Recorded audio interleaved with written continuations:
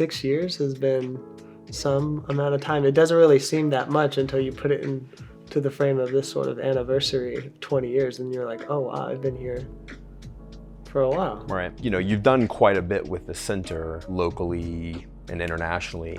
So let's focus on the global health. What would you say is your most influential experience that you've had in the time you've had here at the center in your global health activities? For me, I definitely would say that it all kind of culminated into what we were able to work on together down on the border during the COVID-19 pandemic. When I moved down to Brownsville and worked with our Promotora team, and what we were able to do was not, just meet an extravagant need at the time, but we were able to really build that community of collaborative information sharing and community engagement, and just all of these things that you all try so hard to instill in us, during our short amount of time here, just really bubbled up in this very intense situation that was the COVID pandemic. And it was so globally oriented at the time, not just in the sense of it being a pandemic internationally, but in the sense that half of the people that we were working with were spending, multiple days a week on either side of the Texas-Mexico border. And so it was extremely international at every single point in time, and our information that we were delivering was flowing internationally too. And so for me, that was the most surreal experience ever, was to just see how all of that development over the years came up, and synthesized into one incredible opportunity. That program doesn't exist without you being down there and driving that ship and steering it the direction that it needed to go. And so I'm forever grateful for the energy that you brought to it, and the relationships you were able to build with the Promotora team in that area of mutual respect and collaboration, which was so essential. And I'm curious, how much of that do you attribute and your ability to do that from the time that you spent in Ecuador or the other global health activities that you engaged in? I mean, I think that they were fundamental in every way. I mean, going into a foreign country is pretty jarring, and it teaches you very quickly how useless your competencies as an academic or your competencies as a pre-physician or what have you actually are, relative to what you learn actually does work. Just the interpersonal things that are the bread and butter behind getting anybody to want to do anything alongside of you, mm-hmm. right? That was tantamount to why we were even successful, and continue to be in the communities we serve in Brownsville today. We found a way to be there for folks, and we were that lifeline as a team. It just comes to that core principle of humanism, right? It's just building relationships with people. It's not so much what you know and what you do, but how you talk with people and how you engage with them. And it's such a fundamental skill of what we try to instill through our global health program. Without this being the Center for Medical Humanities, right, I think that you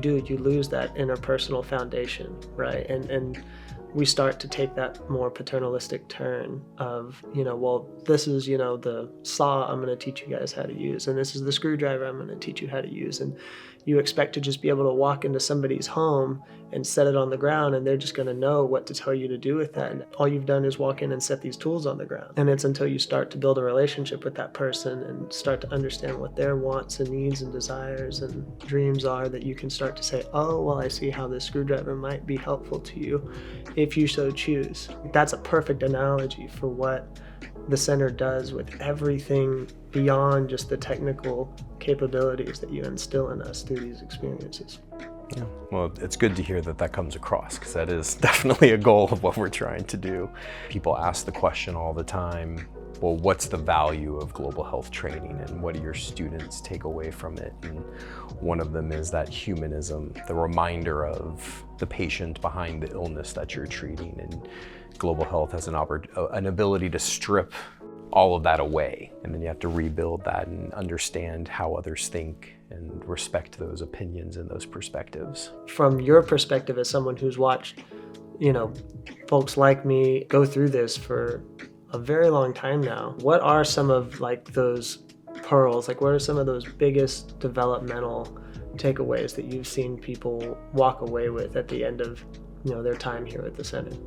Yeah, and I mean, answering that through the lens of global health, part of the value of global health is it strips everything else away, and you're just left with the people in front of you and their culture and their context and their language, and you're forced to confront something that is very different.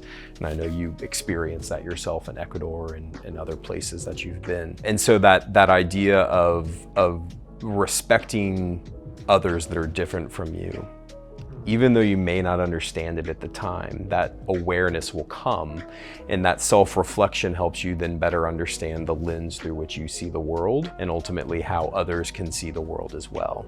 Ultimately, I think making you a better physician and a better human. And that second tangent to it is effective communication, right?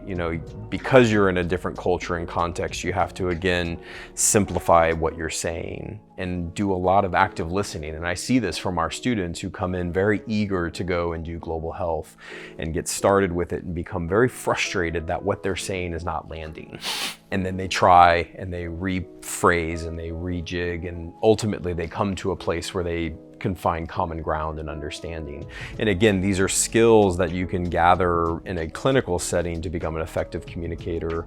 But I think when you can do it in a cross-cultural context, it sticks much, much longer. And then the third piece of it that is really rewarding for me as a non-physician is to watch our global health students grow in their understanding and value of public health and public health principles. These ideas that we can treat the patients in front of us all day and forever, but ultimately we'll be doing that all day and forever unless we learn to get upstream of the issues that are causing the illness that is bringing the person to the clinic in the first place. And so I've seen so many of our students in the global health program, yourself included, continue their studies as masters in public health students or go on and become public health physicians, really focused on not just caring for the individual, but also for the community around them. So it's been really rewarding for me to be able to come and make an imprint in that way and stamp public health very strongly on our global health program. So it's not just going and doing clinical work overseas, but learning about public health practice and bringing those best practices back to the United States.